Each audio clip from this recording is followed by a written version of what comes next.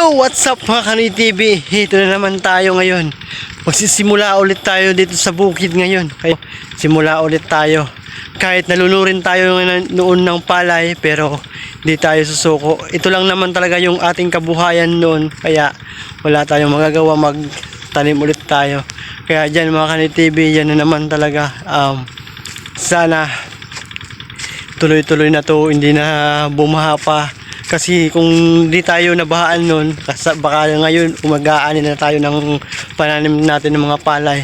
Kaya dyan lang tayo kumukuha ng ating kabuhayan. Kaya proud na proud ako sa lahat ng magsasaka. Kaya sana hindi tayo sumuko mga TV. Tuloy-tuloy pa rin tayo. Kaya yun.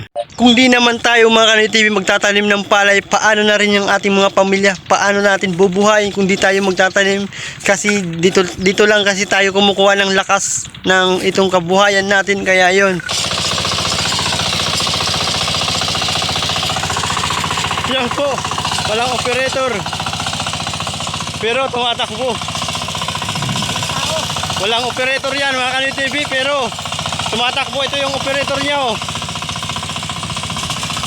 Yan mga Kanoy TV, tumatakbo kahit walang operator. Yan, dito talaga mga Kanoy TV sa bukid. Napaka-high-tech na nga talaga. Napaka-high-tech na. Yan, high-tech na mga Kanoy TV. Ito yung operator.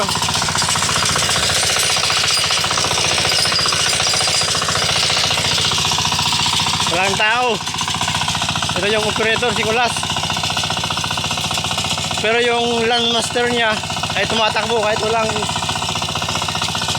operator, oh. Napakagaling, amazing. Papunta dun.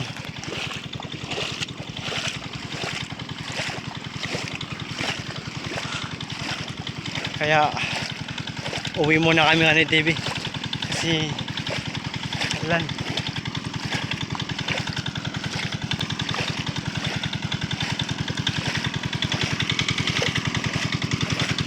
Yan yung tubig na in-repair nila kanina.